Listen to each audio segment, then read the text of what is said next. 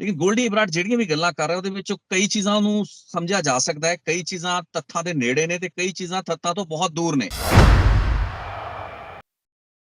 ਦੋ ਵੱਡੀਆਂ ਜਿਹੜੀਆਂ ਹਿੱਟਸ ਸੀ ਲਾਰੈਂਸ ਬਿਸ਼ਨੋਈ ਦੇ ਗੈਂਗ ਨੂੰ, ਉਹ ਲੱਗ ਚੁੱਕੀਆਂ ਸੀ। ਦੇਖੋ ਸੰਦੀਪ ਨੰਗਲੰਬੀਆਂ ਨੂੰ 14 ਮਾਰਚ ਨੂੰ ਮਾਰਿਆ ਜਾਂਦਾ ਹੈ ਤੇ ਵਿੱਕੀ ਮਿੱਡੂ ਖੇੜਾ, ਇਹਨਾਂ ਨੂੰ ਮਾਰ ਕੇ ਇੱਕ ਮੈਸੇਜ ਦਿੱਤਾ ਗਿਆ ਤੇ ਉਹਦਾ ਜਿਹੜਾ ਬਦਲਾ ਸੀ, ਯਾਨੀ ਕਿ ਉਹ ਮੈਸੇਜ ਦੇ ਜਵਾਬੀ ਜਿਹੜੀ ਕਾਰਵਾਈ ਸੀ ਉਹਦੇ ਵਿੱਚ ਇਹਨਾਂ ਨੇ ਕੋਈ ਵੱਡਾ ਬੰਦਾ ਮਾਰਨਾ ਸੀ, ਜੋ ਕਿ ਸਿੱਧੂ ਮੂਸੇਵਾਲਾ ਦੇ ਚ ਲੱਭਿਆ ਇਹਨਾਂ ਨੇ। ਇਹ ਹੁਣ ਵੱਡਾ ਬੰਦਾ ਲੱਭਦੇ ਨੇ ਜੀ ਕਿ ਅਸੀਂ ਕਿਸੇ ਦੂਸਰੇ ਗੈਂਗ ਦੇ ਨਾਲ ਜੁੜਿਆ ਹੋਇਆ ਜਾਂ ਉਸਦੇ ਨਾਲ ਆਇਡੈਂਟੀਫਾਈ ਹੋਣ ਵਾਲਾ ਕਿਸੇ ਵੱਡਾ ਟਾਰਗੇਟ ਲੱਭੀਏ ਤਾਂ ਕਿ ਸਾਡੀ ਵਾਹਵਾ ਹੋਏ, ਮਾਰਕੀਟ ਦੇ ਵਿੱਚ, ਅੰਡਰਵਰਲਡ ਦੇ ਵਿੱਚ ਸਾਡਾ ਨਾਂ ਚੱਲੇ, ਸਾਡੀਆਂ ਫਿਰੌਤੀਆਂ ਲੈਣ ਦੀ ਜਿਹੜੀ ਕੈਪੈਸਿਟੀ ਆ ਉਹ ਵਧੇ। ਮੈਨੂੰ ਲੱਗਦਾ ਇਸੀ ਪੂਰੀ ਦੀ ਪੂਰੀ ਗੱਲਬਾਤ ਦੇ ਵਿੱਚ ਸਿੱਧੂ ਮੂਸੇਵਾਲਾ ਵੀ ਇਸੇ ਦੇ ਭੇਂਟ ਚੜੇ। ਇਹ ਗੱਲਬਾਤ ਦੇ ਵਿੱਚ ਵੀ ਕਾਫੀ ਹੱਦ ਤੱਕ ਉਹਦੀ ਸੱਚਾਈ ਲੱਗਦੀ ਹੈ ਕਿ ਲਾਰੈਂਸ ਬਿਸ਼ਨੋਈ ਤੋਂ ਮਾਫੀ ਮੰਗਾਉਣਾ ਚਾਹੁੰਦਾ ਸੀ ਵਿੱਕੀ ਮਿੱਡੂ ਖੇੜਾ। ਇਹ ਲੱਕੀ ਪਟਿਆਲ ਨੂੰ ਨਾ ਸਿਰਫ ਸੋਈ ਜੁਆਇਨ ਕਰਾਈ ਗਈ, ਉਹ ਤੇ ਇਹ ਵੀ ਦਬਾਅ ਪਾਇਆ ਗਿਆ ਵੀ ਜਿਹੜੇ ਪੋਸਟਰ ਆਪਣੇ ਹੱਥੋਂ ਤੁਸੀਂ ਲਾਏ ਨੇ ਉਹਨਾਂ ਨੂੰ ਉਤਰਵਾਓ। ਅਕਾਲੀ ਦਲ ਦੀ ਪੰਜਾਬ ਦੇ ਵਿੱਚ ਸਰਕਾਰ ਸੀ, ਸੋ ਉਹਨਾਂ ਦੇ ਛੋਟੇ ਮੋਟੇ ਨਿੱਕੇ ਮੋਟੇ ਥਾਣਿਆਂ ਦੇ ਕੰਮ, ਕੁਝ ਪਰਚੇ ਸੀਗੇ ਇਹਦੇ ਉੱਤੇ, ਪਟਿਆਲ ਦੇ ਉੱਤੇ, ਸੋ ਇਹਨਾਂ ਨੂੰ ਜਿਹੜੀ ਸਪੋਰਟ ਮਿਲਣੀ ਸ਼ੁਰੂ ਸੀ ਪੁਲਿਸ ਥਾਣਿਆਂ ਦੇ ਵਿੱਚ ਉਹ ਹੋ ਗਈ। ਸੋ ਉਹਨੇ ਕੋਈ ਇਤਰਾਜ਼ ਨਹੀਂ ਕੀਤਾ, ਲੇਕਿਨ ਰੜਕ ਅੰਦਰ ਰਹੀ। ਉਹਨੇ ਨਵੀਂ ਹੀ ਇਸ ਇੰਟਰਵਿਊ ਦੇ ਵਿੱਚ ਉਹਨੇ ਕਈ ਗੱਲਾਂ ਬਾਤਾਂ ਕਰ ਦਿੱਤੀਆਂ ਜੋ ਕਿ ਸਵਾਲ ਜ਼ਿਆਦਾ ਖੜੇ ਕਰਦੀਆਂ ਨੇ, ਜਵਾਬ ਉਹ ਐਡਰੈਸ ਨਹੀਂ ਕਰ ਪਾ ਰਹੀਆਂ। ਇੱਕ ਦੂਜੇ ਨਾਲੋਂ ਲੱਤ ਆਪਣੀ ਉੱਚੀ ਰੱਖਣ ਦੀ, ਵਰਚਸਵ ਦੀ, ਜਿਸਨੂੰ ਆਪਾਂ ਲੜਾਈ ਕਹਿੰਦੇ ਆ, ਉਹ ਵੀ ਇਹ ਸੀ। ਸੋ ਇਹ ਕਈ ਕਾਰਨ ਮਿਕਸ ਹੋ ਕੇ ਮੈਨੂੰ ਲੱਗਦਾ ਵੀ ਇੱਕ ਸਟਾਕ ਪਾਈਲ ਜਿਸਨੂੰ ਕਹਿੰਦੇ ਬਣ ਗਿਆ। ਮੇਨ ਸਟ੍ਰੀਮ ਪੋਲੀਟੀਕਲ ਪਾਰਟੀਆਂ ਕੈਂਪਸ ਪੋਲਿਟਿਕਸ ਦੇ ਵਿੱਚ ਜਦੋਂ ਵੜਦੀਆਂ ਨੇ, ਉਹ ਫਿਰ ਖਰਾਬਾ ਜ਼ਿਆਦਾ ਹੋ ਜਾਂਦਾ ਤੇ ਉਹ ਫਿਰ ਪੈਸਾ ਵੀ ਆਉਂਦਾ, ਹਰ ਕਿਸਮ ਦਾ ਪੁੱਠਾ ਕੰਮ ਸ਼ੁਰੂ ਹੁੰਦਾ ਹੈ।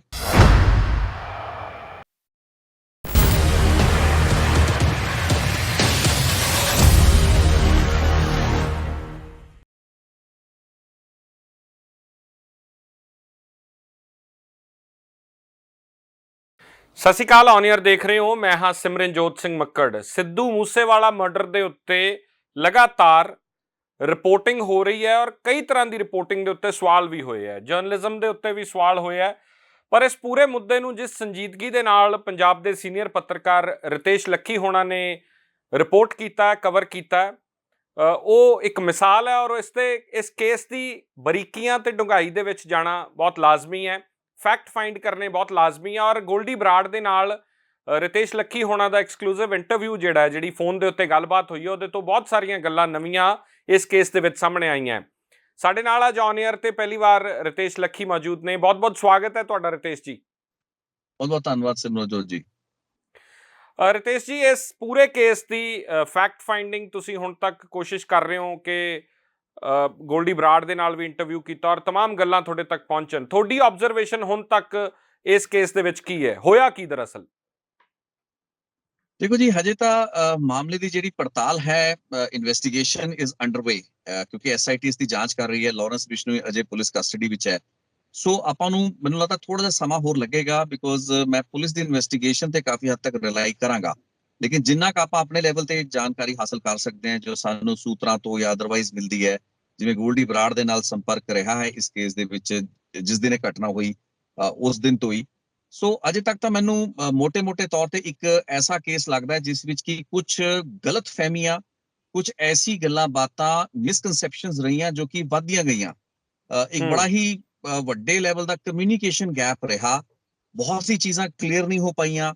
ਵਿੱਕੀ ਮਿੱਡੂ ਖੇੜਾ ਦਾ ਜਿਹੜਾ ਮਰਡਰ ਕੇਸ ਹੈ ਉਸ ਨੂੰ ਲੈ ਕੇ ਕਲੈਰਿਟੀ ਨਹੀਂ ਆ ਪਾਈ, ਨਾ ਤਾਂ ਪੁਲਿਸ ਵੱਲੋਂ, ਇਨਵੈਸਟੀਗੇਸ਼ਨ ਜਿਹੜੀ ਏਜੰਸੀ ਹੈ ਉਹਦੇ ਵੱਲੋਂ, ਨਾ ਹੀ ਤੁਹਾਡੀ ਮੈਂ ਇੰਟਰਵਿਊ ਸੁਣੀ ਸੀ ਜਿਸ ਵਿੱਚ ਕਿ ਸਿੱਧੂ ਮੂਸੇਵਾਲਾ ਉਹਨਾਂ ਨੇ ਕੁਝ ਹੱਦ ਤੱਕ ਇਨਡਾਇਰੈਕਟਲੀ ਐਡਰੈਸ ਕਰਨ ਦੀ ਕੋਸ਼ਿਸ਼ ਕੀਤੀ, ਲੇਕਿਨ ਕਿਉਂਕਿ ਉਹ ਗੱਲਬਾਤ ਖੁੱਲ ਕੇ ਨਹੀਂ ਆ ਪਾਈ। ਤੇ ਹੁਣ ਜੋ ਗੋਲਡੀ ਬਰਾੜ ਜਾਂ ਉਹਨਾਂ ਦਾ ਪੂਰਾ ਜਿਹੜਾ ਗੈਂਗ ਹੈ ਜੋ ਬੇਸ ਬਣਾ ਰਿਹਾ ਹੈ, ਤਾਂ ਉਹ ਇੰਜ ਲੱਗਦਾ ਕਿ ਸਿੱਧੂ ਮੂਸੇਵਾਲਾ ਦੀ ਹੱਤਿਆ ਪਿੱਛੇ ਵਿੱਕੀ ਮਿੱਡੂ ਖੇੜਾ ਦੇ ਜਿਸ ਕਤਲ ਕੇਸ ਨੂੰ ਐਡਾ ਵੱਡਾ ਕਾਰਨ ਮੰਨਿਆ ਜਾ ਰਿਹਾ, ਦੱਸਿਆ ਜਾ ਰਿਹਾ ਹੈ, ਉਸ ਤੋਂ ਇਲਾਵਾ ਬਹੁਤ ਸੀ ਚੀਜ਼ਾਂ ਸੀ। ਉਸ ਨੂੰ ਇੱਕ ਐਕਸਕਿਊਜ਼ ਦੇ ਤੌਰ ਤੇ ਜ਼ਰੂਰ ਵਰਤਿਆ ਗਿਆ, ਲੇਕਿਨ ਕਿਉਂਕਿ ਬਹੁਤ ਸੀ ਚੀਜ਼ਾਂ ਕਲੈਰਿਟੀ ਨਹੀਂ ਹੋ ਪਾਈ ਉਸ ਮਰਡਰ ਕੇਸ ਬਾਰੇ, ਅਗਸਤ 2021 ਦਾ ਸੀ, ਤਾਂ ਕਰਕੇ ਉਹ ਗੱਲਾਂ ਬਾਤਾਂ ਪਾਈਲ ਅਪ ਹੁੰਦੀਆਂ ਗਈਆਂ। ਇੱਕ ਗੈਂਗ ਵਾਰ ਦੇ ਵਿੱਚ ਇੱਕ ਦੂਜੇ ਨਾਲੋਂ ਲੱਤ ਆਪਣੀ ਉੱਚੀ ਰੱਖਣ ਦੀ, ਵਰਚਸਵ ਦੀ, ਜਿਸ ਨੂੰ ਆਪਾਂ ਲੜਾਈ ਕਹਿੰਦੇ ਆ, ਉਹ ਵੀ ਇਹ ਸੀ। ਸੋ ਇਹ ਕਈ ਕਾਰਨ ਮਿਕਸ ਹੋ ਕੇ ਮੈਨੂੰ ਲੱਗਦਾ ਵੀ ਇੱਕ ਸਟਾਕ ਪਾਈਲ ਜਿਸ ਨੂੰ ਕਹਿੰਦੇ ਆ ਬਣ ਗਿਆ, ਜਿਸ ਤੋਂ ਬਾਅਦ ਕਿ ਇਹ ਬਹੁਤ ਹੀ ਮੰਦਭਾਗੀ ਵਾਰਦਾਤ ਹੋਈ। ਫਿਲਹਾਲ ਤਾਂ ਮੈਨੂੰ ਇਹ ਲੱਗਦਾ ਪਿਆ, ਬਿਕੋਜ਼ ਥਿਊਰੀਜ਼ ਤਾਂ ਬਹੁਤ ਨੇ, ਹੁਣ ਬਹੁਤ ਗੱਲਾਂ ਬਾਤਾਂ ਹੋ ਰਹੀਆਂ ਨੇ ਕਿ ਇਹਦੇ ਵਿੱਚ ਮੁਕਾਬਲੇਬਾਜ਼ੀ ਹੈ, ਲੇਕਿਨ ਕ੍ਰੈਡੀਬਲ ਜਿਹੜੀ ਗੱਲਬਾਤ ਜਾਂ ਲੀਡਸ ਜਿਹੜੀਆਂ ਮਿਲ ਰਹੇ ਨੇ ਉਹ ਫਿਲਹਾਲ ਇੱਕ ਗੈਂਗ ਵਾਰ, ਐਸੈਂਸ਼ੀਅਲੀ ਇੱਕ ਗੈਂਗ ਵਾਰ ਸੀ। ਉਹਦੇ ਪਿੱਛੇ ਦੀ ਜਿਹੜੀ ਕਹਾਣੀ, ਮੋਟਿਵ ਕੀ ਹੈਗੇ ਨੇ ਕੀ ਨਹੀਂ, beyond what Goldy Brar has stated, ਜੋ ਉਹਨੇ ਕਿਹਾ ਹੈ, ਉਹ ਤਾਂ ਹੁਣ ਤਫਤੀਸ਼ ਦੇ ਵਿੱਚ ਹੀ ਸਾਹਮਣੇ ਗੱਲਾਂ ਬਾਤਾਂ ਆਣਗੀਆਂ।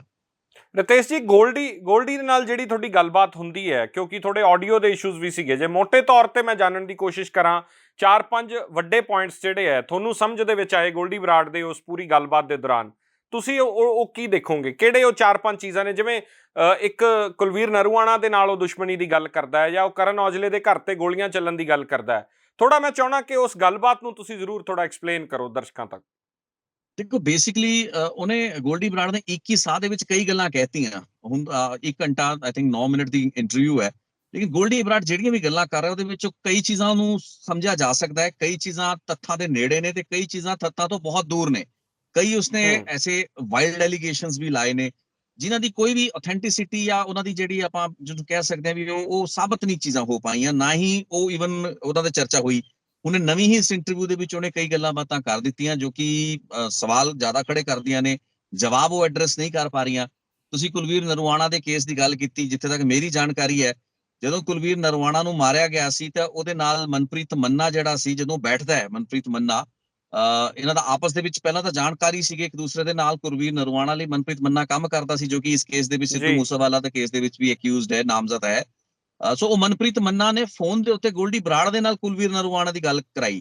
ਹੁਣ ਉਹ ਮੈਂ ਗੱਲ ਪੁੱਛ ਵੀ ਨਹੀਂ ਪਾਇਆ ਕਿਉਂਕਿ ਸਮਾਂ ਨਹੀਂ ਸੀ ਮੇਰੇ ਕੋਲ, ਤੇ ਉਹ ਫੋਨ ਕੱਟ ਗਿਆ ਅਚਾਨਕ। 1 ਘੰਟਾ 9 ਜਾਂ 10 ਮਿੰਟ ਦੀ ਰਿਕਾਰਡਿੰਗ ਤੋਂ ਬਾਅਦ ਅਚਾਨਕ ਉਹਨਾਂ ਦਾ, ਕਿਉਂਕਿ ਮੈਨੂੰ ਲੱਗਦਾ ਕਿਸੇ ਰੀਚਾਰਜ ਕਰਕੇ ਸਿਸਟਮ ਚੱਲਦਾ ਇਹਨਾਂ ਦਾ, ਸੋ ਉਹ ਬੰਦ ਹੋ ਗਿਆ। ਕਈ ਚੀਜ਼ਾਂ ਸੀ ਮੇਰੇ ਜ਼ਿਹਨ ਦੇ ਵਿੱਚ, ਲੇਕਿਨ ਪੁੱਛ ਨਹੀਂ ਪਾਇਆ। ਸੋ ਉਹ ਗੋਲਡੀ ਬਰਾੜ ਦੇ ਨਾਲ ਫੋਨ ਤੇ ਗੱਲ ਹੁੰਦੀ ਹੈ ਨਰਵਾਣਾ ਦੀ, ਉਸ ਤੋਂ ਬਾਅਦ ਉਹ ਫੋਨ ਰੱਖਦਾ ਹੈ ਤੇ ਤਲਖੀ ਹੁੰਦੀ ਹੈ ਕੁਛ, ਤੇ ਜਿਸ ਤੋਂ ਬਾਅਦ ਕੀ ਉਹ ਬੰਨੇ ਨੇ ਗੋਲੀਆਂ ਮਾਰਤੀਆਂ ਨਰਵਾਣਾ ਨੂੰ। ਫਿਰ ਨਾਲ ਇੱਕ ਮੁੰਡਾ ਸੀ, ਸ਼ਾਇਦ ਉਹਦਾ ਨਾਂ ਜਿਹੜਾ ਚਮਕੌਰ ਸੀ, ਉਹਦੇ ਉੱਤੇ ਗੱਡੀ ਚੜਾਤੀ, ਉਹਦੀ ਵੀ ਇਸ ਕੇਸ 'ਚ ਡੈਥ ਹੋ ਗਈ। ਹੁਣ ਇਹ ਕਹਿ ਰਹੇ ਨੇ ਜੀ, ਜੋ ਵੀ ਗੱਲਾਂ ਬਾਤਾਂ ਕੀਤੀਆਂ ਜਾ ਰਹੀਆਂ ਨੇ, ਉਹ 2 ਮੁੰਡੇ ਜਿਹੜੇ ਲਹਿਰੇ ਦੇ ਵਿੱਚ ਮਰਡਰ ਹੋਇਆ, ਉਹਦਾ ਵੀ ਹੁਣ ਇੱਕ ਪੋਲੀਟੀਕਲ ਐਂਗਲ ਗੋਲਡੀ ਬਰਾੜ ਨੇ ਦੱਸਣ ਦੀ ਕੋਸ਼ਿਸ਼ ਕੀਤੀ। ਉਹਨਾਂ ਦਾ ਰੌਲਾ ਕੁਝ ਹੋਰ ਹੈ। ਹਾਂ, ਉਹਨਾਂ ਦੇ ਕੇਸ ਦੇ ਵਿੱਚ ਜਿਹੜਾ ਫਤਿਹ ਨਾਗਰੀ ਵਾਲਾ ਜਿਹੜਾ ਐਂਗਲ ਆਂਦਾ ਹੈ ਵੀ ਉਹਨਾਂ ਨੂੰ ਮਾਰਿਆ ਇਸ ਵਾਸਤੇ ਗਿਆ ਸੀ ਕਿਉਂਕਿ ਉਹਨਾਂ ਨੇ ਸ਼ਾਇਦ ਫਤਿਹ ਨਾਗਰੀ ਜਿਹੜਾ ਇਹਨਾਂ ਦਾ ਬੰਬੀਹਾ ਗੈਂਗ ਦਾ ਸੀ, ਉਹਦੀ ਮੁਖਬਰੀ ਵਗੈਰਾ ਕੀਤੀ ਸੀ। ਇਹ ਬੇਸਿਕਲੀ ਉਸ ਵਕਤ ਖਬਰਾਂ ਦੇ ਵਿੱਚ ਗੱਲਾਂ ਬਾਤਾਂ ਆਈਆਂ ਸੀ। ਸੋ ਉਹਨੂੰ ਹੁਣ ਤੁਸੀਂ ਇਹ ਕਹੋ ਵੀ ਇਲੈਕਸ਼ਨ ਦੇ ਵਿੱਚ ਜਸਵਿੰਦਰ ਚਹਿਲ ਨੂੰ ਡਰਾਉਣਾ ਸੀ ਤਾਂ ਕਰਕੇ ਉਹ ਮੁੰਡੇ ਮਰਵਾਤੇ ਗਏ। ਸੋ ਇਹ ਗੱਲਾਂ ਬਾਤਾਂ ਕੁਝ ਮਤਲਬ ਸਮਝ ਵਿੱਚ ਨਹੀਂ ਆਈਆਂ, ਜਾਂ ਕਿਉਂਕਿ ਇਹ ਆਡੀਓ ਦਾ ਵੀ ਇਸ਼ੂ ਸੀ, ਕਈ ਚੀਜ਼ਾਂ ਨੂੰ ਵੈਰਾਸਿਟੀ ਬਾਅਦ ਦੇ ਵਿੱਚ ਹੀ ਚੈੱਕ ਕਰਨੀ ਸੀ ਮੈਂ। ਸੋ ਕਈ ਚੀਜ਼ਾਂ ਵਾਈਲਡ ਐਲੀਗੇਸ਼ਨਸ ਨੇ, ਮੈਂ ਇਹਨਾਂ ਨੂੰ ਕੋਈ ਰਿਤੇਸ਼ ਜੀ ਕਨਕਲੂਸਿਵ ਗੱਲ, ਕੋਈ ਜਿਹੜਾ ਕਤਲ ਕਰਨ ਦਾ ਮੋਟਿਵ ਜਿਹੜਾ ਉਹ ਸਮਝ ਆ ਪਾਇਆ ਉਸ ਗੱਲਬਾਤ ਦੇ ਵਿੱਚ ਕਿ ਮੋਟਿਵ ਕੀ ਸੀਗਾ? ਦੇਖੋ, ਮੋਟਿਵ ਤਾਂ ਉਹ ਚੀਖ ਕੇ ਕਹਿ ਰਹੇ ਨੇ ਜੀ ਕਿ ਵਿੱਕੀ ਮਿੱਡੂ ਖੇੜਾ ਸਾਡਾ ਭਰਾ ਮਾਰਿਆ ਤੇ ਗੁਰਲਾਲ ਬਰਾੜ ਸਾਡਾ ਭਰਾ ਮਾਰਿਆ। ਹੁਣ ਗੁਰਲਾਲ ਬਰਾੜ ਵਾਲਾ ਐਂਗਲ ਬੜੇ ਕਈ ਸਾਲ ਪੁਰਾਣਾ ਹੈ, ਤਕਰੀਬਨ 2.5-3 ਸਾਲ, 2 ਸਾਲ ਪੁਰਾਣਾ ਹੈ। ਉਹਦੇ ਵਿੱਚ ਵੀ ਉਹਨੇ ਨਵੀਂ ਗੱਲ ਦੱਸੀ ਕਿ ਜੀ ਅਫਸਾਨਾ ਖਾਨ ਜਿਹੜੇ ਇੱਕ ਸਿੰਗਰ ਹੈਗੇ ਨੇ, ਉਹਨਾਂ ਦੀ ਕੁਝ ਗੁਰਲਾਲ ਬਰਾੜ ਦੇ ਨਾਲ ਗੱਲਬਾਤ ਹੋਈ ਸੀ। ਗੁਰਲਾਲ ਬਰਾੜ ਇੱਕ ਕੰਪਨੀ ਖੋਲ ਰਿਹਾ ਸੀ, ਸਾਈਨ ਕਰਨਾ ਸੀ ਅਫਸਾਨਾ ਨੂੰ, ਅਫਸਾਨਾ ਉਹਨਾਂ ਨੇ ਕੋਈ ਗੱਲਬਾਤ ਬਾਹਰ ਕਰ ਦਿੱਤੀ, ਜਿਸ ਤੋਂ ਬਾਅਦ ਕਿ ਉਹ ਗੱਲਬਾਤ ਟਰੈਵਲ ਕਰਦੇ ਹੋਏ ਇਹ ਲੱਕੀ ਪਟਿਆਲ ਵਗੈਰਾ ਤੱਕ ਪਹੁੰਚੀ। ਇਹਨਾਂ ਦੇ ਕਿਸੇ ਬੰਦਿਆਂ ਨੇ ਫਿਰ ਫੋਨ ਕਰਤਾ ਗੁਰਲਾਲ ਨੂੰ, ਧਮਕੀ ਦਿੱਤੀ। ਗੁਰਲਾਲ ਨੇ ਅੱਗੇ ਇਹਨਾਂ ਨੂੰ ਦੱਸਿਆ ਨਹੀਂ ਤੇ ਉਸ ਤੋਂ ਇਤਫਾਕ ਸੀ 8-10 ਦਿਨ ਬਾਅਦ ਗੁਰਲਾਲ ਦਾ ਮਰਡਰ ਹੋ ਜਾਂਦਾ ਹੈ। ਜਦਕਿ ਉਹ ਲਵੀ ਦਿਓੜਾ, ਇੱਕ ਹੋਰ ਬੰਬੀਹਾ ਗੈਂਗ ਦਾ ਗੈਂਗਸਟਰ, ਇਸ ਘਟਨਾ ਤੋਂ ਸ਼ਾਇਦ 2-2.5 ਸਾਲ ਪਹਿਲਾਂ ਮਾਰਿਆ ਸੀ ਉਸਨੂੰ। ਭੋਲੇ ਸ਼ੂਟਰ ਹੋਣਾ ਨੇ, ਲਾਰੈਂਸ ਦੇ ਗੈਂਗ ਨੇ ਉਹਨੂੰ ਮਰਵਾਇਆ ਸੀ। ਤਾਂ ਉਹ ਗੱਲਬਾਤ ਤਾਂ ਉਹ ਸੀ, ਉਹਦਾ ਕਾਰਨ ਤਾਂ ਲਵੀ ਦਿਓੜਾ ਦੇ ਕਤਲ ਦਾ ਬਦਲਾ ਸੀ ਗੁਰਲਾਲ ਬਰਾੜ ਨੂੰ ਮਾਰਨਾ। ਹੁਣ ਗੋਲਡੀ ਬਰਾੜ ਨੇ ਆਪਣੇ ਐਂਗਲ ਦੇ ਨਾਲ ਗੱਲ ਜੋੜ ਲਈ ਕਿ ਮੇਰੇ ਭਰਾ ਦੇ ਨਾਲ ਇਹ ਗੱਲ ਜੁੜੀ ਹੋਈ ਹੈ। ਸੋ ਇਹ ਵੀ ਗੱਲਬਾਤ ਕਦੇ ਚਰਚਾ ਵਿੱਚ ਨਹੀਂ ਰਹੀ ਹੈ। ਸੋ ਇਹ ਨਵੀਆਂ ਚੀਜ਼ਾਂ ਸੀਗੀਆਂ ਜੋ ਕਹਿ ਰਿਹਾ, ਤੇ ਵਾਈਲਡ ਐਲੀਗੇਸ਼ਨਸ ਹੋ ਸਕਦੇ ਨੇ, ਇਹ ਚੀਜ਼ਾਂ ਨੂੰ ਕੋਰੋਬਰੇਟ ਕਰਨਾ ਬੜਾ ਔਖਾ ਹੈ। ਲੇਕਿਨ ਮੋਟੇ ਤੌਰ ਤੇ ਜਿਹੜਾ ਤੁਹਾਡਾ ਸਵਾਲ ਹੈ ਕਿ ਵੱਡਾ ਕਾਰਨ ਤਾਂ ਕਿਤੇ ਨਾ ਕਿਤੇ ਉਹ ਇੱਕ, ਦੇਖੋ ਜਿੰਨੀ ਮੇਰੀ ਇੰਟਰਵਿਊ ਹੋਈ ਹੈ, ਉਹਨੇ ਆਪਣਾ ਕਾਰਨ ਘੱਟ ਦੱਸਿਆ ਤੇ ਆਪਣੀ ਦੁਸ਼ਮਣੀ ਦਾ ਕਾਰਨ ਵੱਧ ਦੱਸਿਆ। ਉਹਨੇ ਤਮਾਮ ਉਹ ਚੀਜ਼ਾਂ ਸਪੈਲ ਕੀਤੀਆਂ ਕਿ ਸਾਡੀ ਦੁਸ਼ਮਣੀ ਕਿਉਂ ਸੀ, ਛੋਟੀਆਂ ਤੋਂ ਲੈ ਕੇ ਵੱਡੀਆਂ ਗੱਲਾਂ ਤੱਕ ਉਹਨਾਂ ਨੇ ਆਪਣੀ ਦੁਸ਼ਮਣੀ ਦੇ ਕਾਰਨ ਦੱਸੇ। ਲੇਕਿਨ ਜੇ ਉਹਨਾਂ ਨੂੰ ਟ੍ਰਿਗਰ ਪੁਆਇੰਟ ਪੁੱਛਿਆ ਜਿਹਦੇ ਉੱਤੇ ਵੀ ਕਈ ਸਵਾਲਾਂ ਦੇ ਜਵਾਬ ਉਹਨਾਂ ਕੋਲ ਨਹੀਂ ਸੀ, ਉਹ ਇਹੀ ਸੀ ਕਿ ਮਿੱਡੂ ਖੇੜਾ ਨੂੰ ਤੁਸੀਂ ਕਿਵੇਂ, ਮਿੱਡੂ ਖੇੜਾ ਮਰਡਰ ਦੇ ਵਿੱਚ ਸਿੱਧੂ ਮੂਸੇਵਾਲਾ ਨੂੰ ਦੋਸ਼ੀ ਮੰਨਦੇ ਹੋ। ਸੋ ਉਹਦਾ ਕੋਈ ਕ੍ਰੈਡੀਬਲ ਜਵਾਬ ਨਹੀਂ ਸੀ ਬਿਯੋਂਡ ਉਹ ਜਿਹੜਾ ਸ਼ਗਨਪ੍ਰੀਤ ਇੱਕ ਮੈਨੇਜਰ ਦਾ ਨਾਂ ਰਿਹਾ ਕਿ ਸ਼ਗਨਪ੍ਰੀਤ ਨੇ ਰੈਕੀ ਕਰਾਈ ਆ, ਉਹਨਾਂ ਨੇ ਠਹਿਰ ਵਗੈਰਾ ਕਰਾਈ। ਉਸ ਤੋਂ ਗਾਂਹ ਗੱਲ ਅੱਗੇ ਵੱਧਦੀ ਨਹੀਂ ਸੀ ਤੇ ਸ਼ਗਨਪ੍ਰੀਤ ਦਾ ਮੂਸੇਵਾਲਾ ਦੇ ਨਾਲ ਕਨੈਕਸ਼ਨ ਸਥਾਪਿਤ ਨਹੀਂ ਹੁੰਦਾ। ਸੋ ਮੈਨੂੰ ਲੱਗਦਾ ਵੀ ਇੱਕ ਬਹਾਨਾ ਸੀ, ਇੱਕ ਐਕਸਕਿਊਜ਼ ਸੀ, ਇਹ ਗੈਂਗ ਵਾਰ ਸੀ, ਇੱਕ ਦੂਸਰੇ ਨਾਲੋਂ ਜ਼ਿਆਦਾ ਅੱਗੇ ਵਧਣ ਦੀ, ਵਰਚਸਵ ਦੀ ਲੜਾਈ ਸੀ। ਦੋ ਵੱਡੀਆਂ ਜਿਹੜੀਆਂ ਹਿੱਟ ਸੀ ਲਾਰੈਂਸ ਬਿਸ਼ਨੋਈ ਦੇ ਗੈਂਗ ਨੂੰ, ਉਹ ਲੱਗ ਚੁੱਕੀਆਂ ਸੀ। ਦੇਖੋ ਸੰਦੀਪ ਨੰਗਲੰਬੀਆ ਨੂੰ 14 ਮਾਰਚ ਨੂੰ ਮਾਰਿਆ ਜਾਂਦਾ ਹੈ ਤੇ ਵਿੱਕੀ ਮਿੱਡੂ ਖੇੜਾ, ਇਹ ਦੋ ਬਹੁਤ ਵੱਡੇ ਥੰਮ ਮੰਨੇ ਜਾਂਦੇ ਸਨ ਕਿ ਇਹ ਬੇਸ਼ੱਕ ਖੁੱਲੋ ਕੇ ਗੈਂਗਸਟਰ ਨਹੀਂ ਸੀ, ਇਹ ਤਾਂ ਵਿਚਾਰੇ ਨਾਰਮਲ ਲੋਕ ਸੀ, ਇੱਕ ਕਬੱਡੀ ਖਿਡਾਰੀ ਸੀ, ਇੱਕ ਅਕਾਲੀ ਦਲ ਦਾ ਯੂਥ ਦਾ ਲੀਡਰ ਸੀ, ਲੇਕਿਨ ਕਿਤੇ ਨਾ ਕਿਤੇ ਇਹ ਲੋਕਾਂ ਦੀ ਆਇਡੈਂਟੀਫਿਕੇਸ਼ਨ ਹੁੰਦੀ ਸੀ ਵੀ ਲਾਰੈਂਸ ਦੇ ਨਾਲ ਕਿਤੇ ਨਾ ਕਿਤੇ ਇਹ ਲੋਕ ਜੁੜੇ ਹੋਏ ਨੇ। ਇਹਨਾਂ ਨੂੰ ਮਾਰ ਕੇ ਇੱਕ ਮੈਸੇਜ ਦਿੱਤਾ ਗਿਆ ਤੇ ਉਹਦਾ ਜਿਹੜਾ ਬਦਲਾ ਸੀ, ਯਾਨੀ ਕਿ ਉਹ ਮੈਸੇਜ ਦਾ ਜਵਾਬੀ ਜਿਹੜੀ ਕਾਰਵਾਈ ਸੀ, ਉਹਦੇ ਵਿੱਚ ਇਹਨਾਂ ਨੇ ਕੋਈ ਵੱਡਾ ਬੰਦਾ ਮਾਰਨਾ ਸੀ, ਜੋ ਕਿ ਸਿੱਧੂ ਮੂਸੇਵਾਲਾ ਦੇ ਵਿੱਚ ਲੱਭਿਆ ਇਹਨਾਂ ਨੇ। ਰਿਤੇਸ਼ ਜੀ, ਮੇਰੇ ਖਿਆਲ ਤੁਸੀਂ ਇਹ ਸਵਾਲ ਵੀ ਕੀਤਾ ਗੋਲਡੀ ਨੂੰ ਕਿ ਵਿੱਕੀ ਮਿੱਡੂ ਖੇੜੇ ਮਰਡਰ ਤੋਂ ਪਹਿਲਾਂ ਵੀ ਸਿੱਧੂ ਨੂੰ ਮਾਰਨ ਦੀਆਂ ਪਲੈਨਿੰਗਸ ਚੱਲ ਰਹੀਆਂ ਸੀਗੀਆਂ। ਜੇ ਪਹਿਲਾਂ ਚੱਲ ਰਹੀਆਂ ਸੀ ਤਾਂ ਫਿਰ ਕੀ ਸਿਰਫ ਵਿੱਕੀ ਮਿੱਡੂ ਖੇੜਾ ਮਰਡਰ ਦੇ ਨਾਲ ਇਹਨੂੰ ਜੋੜ ਕੇ ਦੇਖਿਆ ਜਾ ਸਕਦਾ ਹੈ, ਜਾਂ ਗੋਲਡੀ ਬਰਾੜ ਨੇ ਇਹਦੇ ਬਾਰੇ ਕੋਈ ਹੋਰ ਤਫਸੀਲ ਦੇ ਵਿੱਚ ਗੱਲ ਦੱਸੀ? ਨਹੀਂ, ਦੇਖੋ ਮੈਂ ਇਹੀ ਸਵਾਲ ਉਹਨਾਂ ਤੋਂ ਬਾਰ-ਬਾਰ ਪੁੱਛੇ, 3 ਵਾਰੀ ਅਲੱਗ-ਅਲੱਗ ਸਵਾਲ ਜਿਹੜਾ ਪੁੱਛਿਆ ਗਿਆ ਸੀ। So he never had a credible reply to it, ਠੀਕ ਹੈ ਨਾ। ਉਹਨਾਂ ਕੋਲ ਇਸ ਚੀਜ਼ ਦਾ ਕੋਈ ਚੰਗਾ ਸੰਤੋਸ਼ਜਨਕ ਜਵਾਬ ਨਹੀਂ ਸੀ ਵੀ ਜੇ ਤੁਸੀਂ ਮਿੱਡੂ ਖੇੜਾ ਨੂੰ ਮਾਰਨਾ ਸੀ ਜਾਂ ਮਿੱਡੂ ਖੇੜਾ ਦਾ ਕਤਲ ਦਾ ਬਦਲਾ ਲੈਣਾ ਸੀ, ਜਾਂ ਫਿਰ ਉਹਦੇ ਮੈਨੇਜਰ ਦੇ ਨਾਂ ਆਉਣ ਤੋਂ ਬਾਅਦ ਇਹ ਪਲੈਨਿੰਗ ਸ਼ੁਰੂ ਕੀਤੀ। ਮੈਨੇਜਰ ਦਾ ਨਾਂ ਅਪ੍ਰੈਲ ਦੇ ਮਹੀਨੇ ਦੇ ਵਿੱਚ ਆਉਂਦਾ ਤੇ ਤੁਸੀਂ 29 ਮਈ ਨੂੰ ਇੱਕ ਪੂਰਾ ਦਾ ਪੂਰਾ ਵਾਰਦਾਤ ਕਰ ਦਿੱਤੀ। ਸੋ ਇਹਦਾ ਕੋਈ ਕ੍ਰੈਡੀਬਲ ਜਵਾਬ ਉਹਨਾਂ ਕੋਲ ਨਹੀਂ ਸੀ। ਦੇ ਨੈਵਰ ਹੈਡ ਅ ਰਿਪਲਾਈ ਕਿ ਜੀ ਰੈਕੀਆਂ ਤਾਂ ਤੁਸੀਂ ਜਨਵਰੀ ਤੋਂ ਕਰ ਰਹੇ ਹੋ, ਸਤੰਬਰ ਤੋਂ ਕਰ ਰਹੇ ਹੋ, ਇਟ ਮੀਨਸ ਤੁਸੀਂ ਪਹਿਲਾਂ ਹੀ ਇਹ ਆਪਣਾ ਮਿਥਿਆ ਹੋਇਆ ਸੀਗਾ। ਸਿੱਧੂ ਮੂਸੇਵਾਲਾ ਨੂੰ ਮਾਰਨ ਦਾ ਪਲਾਨ ਪਹਿਲਾਂ ਦਾ ਸੀਗਾ। ਇੱਕ ਵੱਡੀ ਹਿੱਟ ਕਰਨੀ ਸੀ, ਗੈਂਗ ਵਾਰ ਹੈਗੀ, ਚੱਲਦੀ ਪਈ, ਆਪਾਂ ਇਹਦੇ ਚ ਦੇਖ ਰਹੇ ਚੀਜ਼ਾਂ ਹੁੰਦੀਆਂ ਹੋਈਆਂ। ਸੋ ਉਸੇ ਤਹਿਤ ਇਹ ਹੁਣ ਵੱਡਾ ਬੰਦਾ ਲੱਭਦੇ ਨੇ ਜੀ ਕਿ ਅਸੀਂ ਕਿਸੇ ਦੂਸਰੇ ਗੈਂਗ ਦੇ ਨਾਲ ਜੁੜਿਆ ਹੋਇਆ ਜਾਂ ਉਸਦੇ ਨਾਲ ਆਇਡੈਂਟੀਫਾਈ ਹੋਣ ਵਾਲਾ ਕਿਸੇ ਵੱਡਾ ਟਾਰਗੇਟ ਲੱਭੀਏ ਤਾਂ ਕਿ ਸਾਡੀ ਵਾਹਵਾ ਹੋਏ, ਮਾਰਕੀਟ ਦੇ ਵਿੱਚ, ਅੰਡਰਵਰਲਡ ਦੇ ਵਿੱਚ ਸਾਡਾ ਨਾਂ ਚੱਲੇ, ਸਾਡੀਆਂ ਫਿਰੌਤੀਆਂ ਲੈਣ ਦੀ ਜਿਹੜੀ ਕੈਪੈਸਿਟੀ ਆ ਉਹ ਵਧੇ। ਮੈਨੂੰ ਲੱਗਦਾ ਇਸੀ ਪੂਰੀ ਦੀ ਪੂਰੀ ਗੱਲਬਾਤ ਦੇ ਵਿੱਚ ਸਿੱਧੂ ਮੂਸੇਵਾਲਾ ਵੀ ਇਸੇ ਦੇ ਭੇਂਟ ਚੜੇ। ਤੇ ਇਹ ਜਿਹੜੀਆਂ ਗੱਲਾਂ ਬਾਤਾਂ, ਇੱਕ ਹੋਰ ਜਿਹੜੀ ਵੱਡੀ ਗੱਲ ਸੀ ਜੋ ਕਿ ਉਹਨੇ ਕਾਫੀ ਲੈਬੋਰੇਟਰੀ ਸਮਾਂ ਉਸ ਤੇ ਕਾਫੀ ਲਾਇਆ ਗੋਲਡੀ ਬਰਾੜ ਨੇ, ਉਹ ਸੀ ਕਿ ਸੁਖਪ੍ਰੀਤ ਬੁੱਢਾ ਤੇ ਬੰਬੀਹਾ ਗੈਂਗ ਦੇ ਨਾਲ ਕਥਿਤ ਤੌਰ ਤੇ ਜਿਹੜੇ ਸਿੱਧੂ ਮੂਸੇਵਾਲਾ ਸਾਹਿਬ ਦੇ ਸੰਬੰਧ ਦੇ ਇਹੀ ਪੁੱਛਣਾ ਚਾਹੁੰਦਾ ਸੀ ਤੁਹਾਡੇ ਤੋਂ ਕਿ ਜੀ, ਮੈਂ ਇਹੀ ਪੁੱਛਣਾ ਚਾਹੁੰਦਾ ਸੀਗਾ ਕਿ ਕੀ ਇਹ ਐਸਟੈਬਲਿਸ਼ ਹੋ ਸਕਿਆ, ਤੁਹਾਡੀ ਫੈਕਟ ਫਾਈਂਡਿੰਗ ਦੇ ਵਿੱਚ ਐਸਟੈਬਲਿਸ਼ ਹੋ ਸਕਿਆ ਕਿ ਮੂਸੇਵਾਲੇ ਦੇ ਸੁਖਪ੍ਰੀਤ ਬੁੱਢਾ ਨਾਲ ਜਾਂ ਲੱਕੀ ਪਟਿਆਲ ਦੇ ਨਾਲ ਨਿੱਜੀ ਸੰਬੰਧ ਸੀਗੇ ਕੋਈ? ਨਹੀਂ, ਹਜੇ ਤੱਕ ਮੇਰੇ ਕੋਲ ਐਸੀ ਕੋਈ ਗੱਲਬਾਤ ਆਈ ਨਹੀਂ ਹੈ। ਹਾਂ, ਮੈਂ ਤੁਹਾਨੂੰ ਇੰਨਾ ਜ਼ਰੂਰ ਕਹਿ ਸਕਦਾ ਹਾਂ ਕਿਉਂਕਿ ਸਿੱਧੂ ਮੂਸੇਵਾਲਾ ਦੇ ਸ਼ੁਰੂਆਤੀ ਸਟੇਜ ਦੇ ਵਿੱਚ ਜਿਹੜੀ ਕੁਝ ਮਿਊਜ਼ਿਕ ਰਾਈਟਸ ਨੂੰ ਲੈ ਕੇ ਕੰਪਨੀਆਂ ਨੂੰ ਲੈ ਕੇ ਰੌਲੇ ਰਹੇ, ਜਿਹਦੇ ਵਿੱਚ ਕਿ ਉਹਨਾਂ ਨੇ ਜਿਹੜੇ ਕਾਫੀ, ਤੁਸੀਂ ਜ਼ਿਆਦਾ ਸ਼ਾਇਦ ਸਮਝਦੇ ਹੋਵੋਗੇ ਇਸ ਚੀਜ਼ ਨੂੰ, ਕਿ ਉਹਨਾਂ ਨੇ ਕਾਫੀ ਇੱਕ ਦਬਾਅ ਦੇ ਹੇਠ ਆਪਣਾ YouTube ਚੈਨਲ ਸ਼ੁਰੂ ਕੀਤਾ ਸੀ। ਉਹਨਾਂ ਦਾ ਕੋਈ ਪਹਿਲਾਂ ਕਰਾਰ ਵੀ ਹੋਇਆ ਸੀ ਕਿਸੇ ਕੰਪਨੀ ਨਾਲ, ਥੋੜਾ ਜਿਹਾ ਕੁਝ ਡਿਸਪਿਊਟ ਸੀ, ਲੇਕਿਨ ਉਸ ਡਿਸਪਿਊਟ ਦੇ ਵਿੱਚ ਇਹ ਗੱਲਾਂ ਬਾਤਾਂ ਸੁਣੀਆਂ ਨੇ ਕਿ ਉਹ ਡਿਸਪਿਊਟ ਦੇ ਵਿੱਚ ਵੀ ਅੰਡਰਵਰਲਡ ਦੇ ਕੁਝ ਲੋਕਾਂ ਨੇ ਰੋਲ ਪਲੇ ਕਰਕੇ ਉਸ ਡਿਸਪਿਊਟ ਨੂੰ ਸੈਟਲ ਕਰਾਤਾ ਸੀ। ਤੇ ਉਸ ਤੋਂ ਬਾਅਦ ਬਿਯੋਂਡ ਦੈਟ ਕੋਈ ਐਸੀ ਗੱਲਬਾਤ ਨਹੀਂ ਹੈ।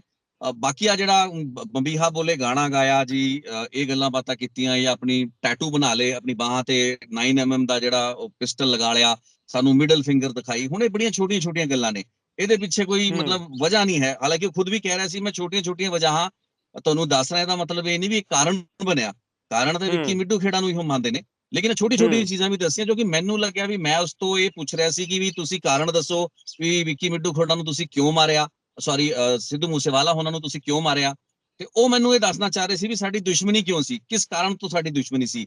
ਸੋ ਇਹ ਦੁਸ਼ਮਣੀ ਦੀ ਜੇ ਆਪਾਂ ਟ੍ਰੇਲ ਨੂੰ ਸਮਝੀਏ ਤਾਂ ਇਹ ਚੀਜ਼ ਸਮਝਣ ਦੇ ਵਿੱਚ ਕੋਈ ਸਮਾਂ ਨਹੀਂ ਲੱਗਦਾ ਕਿ ਇਹਨਾਂ ਦੀ ਦੁਸ਼ਮਣੀ ਪੁਰਾਣਾ ਸੀ, ਪਲੈਨਿੰਗ ਪੁਰਾਣੀ ਸੀ।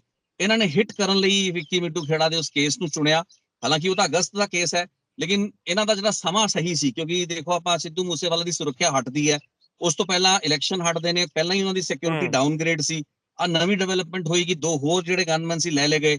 ਸੋ ਇੱਕ ਰਾਈਟ ਟਾਈਮ ਸੀ। ਇਸ ਤੋਂ ਕੁਝ ਦਿਨ ਬਾਅਦ ਸਿੱਧੂ ਮੂਸੇਵਾਲਾ ਨੇ ਟਰੈਵਲ ਕਰਨਾ ਸੀ, ਫਿਰ ਉਹਨਾਂ ਨੂੰ ਮੌਕਾ ਨਹੀਂ ਮਿਲਣਾ ਸੀ ਤੇ ਉਹਨਾਂ ਨੇ ਮੌਕਾ ਪਾ ਕੇ ਕੰਮ ਕਰਤਾ।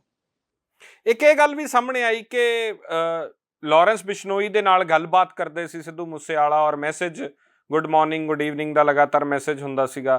ਕੀ ਇਹਨਾਂ ਦਾ ਕਮਿਊਨੀਕੇਸ਼ਨ ਹੋ ਰਿਹਾ ਸੀ, ਆਪਸ 'ਚ ਗੱਲਬਾਤ ਹੁੰਦੀ ਸੀ?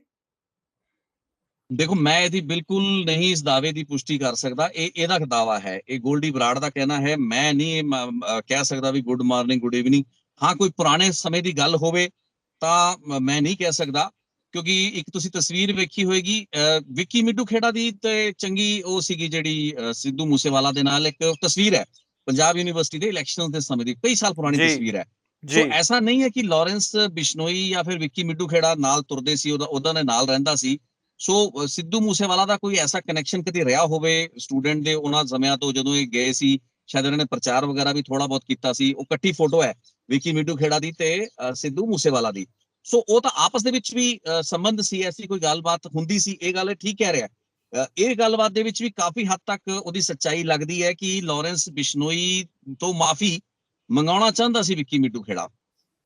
ਇਹ ਗੱਲਬਾਤ ਦੀ ਸੱਚਾਈ ਨਹੀਂ ਹੈ ਕਿ ਵਿੱਕੀ ਮਿੱਡੂ ਖੇੜਾ ਨੇ ਪਟਿਆਲ ਨੂੰ ਬਾਹਰ ਭੇਜਿਆ, ਇਹ ਗੱਲ ਮੈਂ ਨਹੀਂ ਮੰਨ ਸਕਦਾ, ਕਿਉਂਕਿ ਪਟਿਆਲ ਦਾ ਲੱਕੀ ਪਟਿਆਲ ਜਿਹਨੇ ਕਿ ਫਾਈਨਲੀ ਵਿੱਕੀ ਮਿੱਡੂ ਖੇੜਾ ਨੂੰ ਮਰਵਾਇਆ ਪਿਛਲੇ ਸਾਲ, ਉਹ ਜ਼ਿੰਮੇਵਾਰੀ ਤਾਂ ਪਟਿਆਲ ਨੇ ਚੁੱਕੀ ਸੀ। ਤਾਂ ਇਹ ਕਿਵੇਂ ਕਹਿ ਸਕਦੇ ਸੀ ਵੀ ਸਿੱਧੂ ਉਹਦੇ ਵਿੱਚ ਲਿੰਕਡ ਹੈ?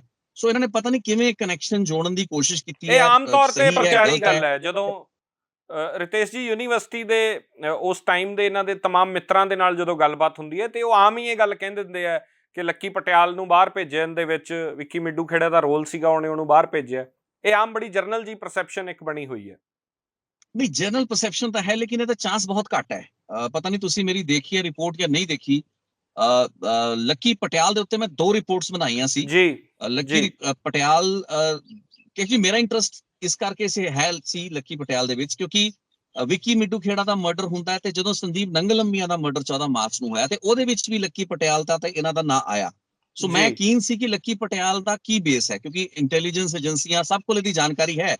ਐਂਡ ਈਵਨ ਟਿਲ ਡੇਟ ਮੈਨੂੰ ਇਹ ਨਹੀਂ ਪਤਾ ਕਿ ਲੱਕੀ ਪਟਿਆਲ ਦਾ ਰੈੱਡ ਕਾਰਨਰ ਨੋਟਿਸ ਅੱਜ ਵੀ ਜਾਰੀ ਹੋਇਆ ਨਹੀਂ ਹੋਇਆ। ਤੁਸੀਂ ਸਾਡਾ ਏਜੰਸੀਆਂ ਦਾ ਪੁਲਿਸ ਦਾ ਹਾਲ ਵੇਖ ਲਓ ਵੀ ਜਦੋਂ ਐਡੀ ਵੱਡੀ ਵਾਰਦਾਤ ਸਿੱਧੂ ਮੂਸੇਵਾਲਾ ਦੀ ਹੋ ਜਾਂਦੀ ਹੈ, ਫਿਰ ਇਹਨਾਂ ਨੇ ਜਾ ਕੇ ਰਵਿੰਦਰ ਰਿੰਦੇ ਦਾ ਤੁਸੀਂ ਦੱਸੋ 9 ਮਈ ਨੂੰ ਜਾ ਕੇ ਰੈੱਡ ਕਾਰਨਰ ਨੋਟਿਸ ਜਾਰੀ ਹੋਇਆ। ਉਹਦੇ ਖਿਲਾਫ 100 ਤੋਂ ਵੱਧ ਕੇਸ ਹੈ ਭਾਰਤ ਦੇ ਵਿੱਚ, ਐਡੇ ਵੱਡੇ ਸਾਬੋਟਾਜ ਦੇ ਕੇਸਿਸ ਦੇ।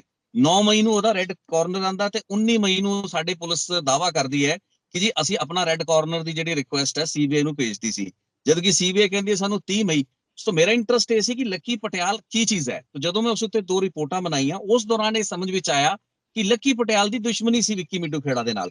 ਬੇਸ਼ੱਕ ਵਿੱਕੀ ਮਿੱਡੂ ਖੇੜਾ ਨੇ ਕਿਸੇ ਸਮੇਂ ਲੱਕੀ ਪਟਿਆਲ ਦੇ ਗਲ 'ਚ ਗੂਠਾ ਦੇ ਕੇ ਇਹ ਕਹਿ ਸਕਦੇ ਹਾਂ ਕਿ ਇਹ ਇੱਕ ਐਸਟੈਬਲਿਸ਼ਡ ਫੈਕਟ ਸੀ ਵੀ ਲੱਕੀ ਪਟਿਆਲ ਬੇਸਿਕਲੀ ਪੀਯੂਐਸਯੂ ਦਾ ਸਟੂਡੈਂਟ ਸੀ, ਯੂਨੀਅਨ ਦਾ ਲੀਡਰ ਸੀ, ਲੇਕਿਨ ਉਸ ਨੂੰ ਐਸਓਆਈ ਦੇ ਵਿੱਚ ਜੁਆਇਨ ਕਰਾਇਆ ਗਿਆ ਸੀ।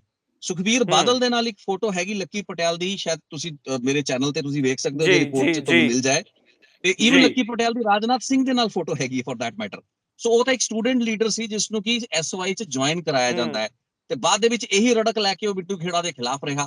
ਹੁਣ ਇਹ ਚੀਜ਼ ਮੰਨ ਲੈਣਾ ਕਿ ਵਿੱਕੀ ਮਿੱਡੂ ਖੇੜਾ ਨੇ ਹੀ ਉਹਨੂੰ ਭੱਜਣ ਦੇ ਵਿੱਚ ਮਦਦ ਕੀਤੀ, ਇਹ ਮੈਨੂੰ ਨਹੀਂ ਲੱਗਦਾ ਵੀ ਇਹ ਚੀਜ਼ ਪੋਸੀਬਲ ਹੋਏਗੀ। It needs further corroboration. ਉਸ ਦੌਰ 'ਚ ਜ਼ਰੂਰ ਹੈ ਕਿਉਂਕਿ ਕਿ ਲਾਰੈਂਸ ਤੋਂ ਮਾਫੀ ਮੰਗਵਾ ਰਿਹਾ ਸੀ ਉਹ। ਉਸ ਦੌਰ 'ਚ ਕਿਉਂਕਿ ਅਸੀਂ ਨਵੇਂ ਯੂਨੀਵਰਸਿਟੀੋਂ ਨਿਕਲੇ ਸੀ, ਤੁਸੀਂ ਸਾਡੇ ਤੋਂ ਬਹੁਤ ਸੀਨੀਅਰ ਹੋ, ਉਸ ਦੌਰ 'ਚ ਚਰਚਾ ਆਮ ਹੁੰਦੀ ਸੀ ਕਿ ਲੱਕੀ ਪਟਿਆਲ ਨੂੰ ਧੱਕੇ ਨਾਲ ਕੁਝ ਇੱਕ ਬੰਦਿਆਂ ਨੇ ਸੋਈ ਦੇ ਵਿੱਚ ਜਿਹੜਾ ਉਹ ਜੁਆਇਨ ਕਰਾਇਆ। ਆਮ ਚਰਚਾ ਉਦੋਂ ਹੋਈ ਉਸ ਦੌਰ ਦੇ ਵਿੱਚ, ਜੋ ਤੁਸੀਂ ਗੱਲ ਕਹਿ ਰਹੇ ਹੋ ਹੁਣ। ਬਿਲਕੁਲ ਇਹ ਚੀਜ਼ ਹੋਈ ਸੀਗੀ। ਤੁਸੀਂ ਇਹ ਦੇਖੋ ਵੀ ਲੱਕੀ ਪਟਿਆਲ ਜਿਹੜਾ ਸੀ ਪੰਜਾਬ ਯੂਨੀਵਰਸਿਟੀ ਸਟੂਡੈਂਟ ਯੂਨੀਅਨ ਦਾ ਲੀਡਰ ਸੀ। ਇਹ ਪੋਸਟਰ ਲਾਇਆ ਕਰਦੇ ਸੀਗੇ ਇੱਥੇ, ਪੋਸਟਰਾਂ ਦੀ ਬੜੀ ਪੋਲਿਟਿਕਸ ਰਹੀ ਹੈ ਯੂਨੀਵਰਸਿਟੀਆਂ ਦੇ ਵਿੱਚ ਵੀ।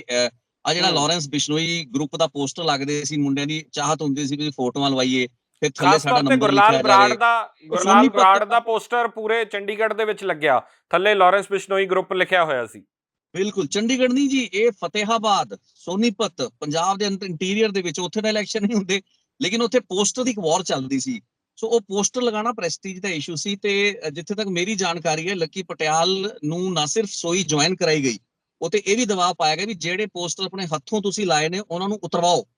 ਤੇ ਫਿਰ ਲੇਕਿਨ ਉਹ ਮੰਨਿਆ ਨਹੀਂ, ਉਹ ਇਸ ਚੀਜ਼ ਲਈ ਨਹੀਂ ਮੰਨਿਆ। ਉਹ ਕਹਿੰਦਾ ਵੀ ਮੈਂ ਠੀਕ ਹੈ ਸੋਈ ਤਾਂ ਜੁਆਇਨ ਕਰ ਲੈਣਾ, ਲੇਕਿਨ ਪੋਸਟਰ ਨਹੀਂ ਮੈਂ ਲਾਉਂਗਾ।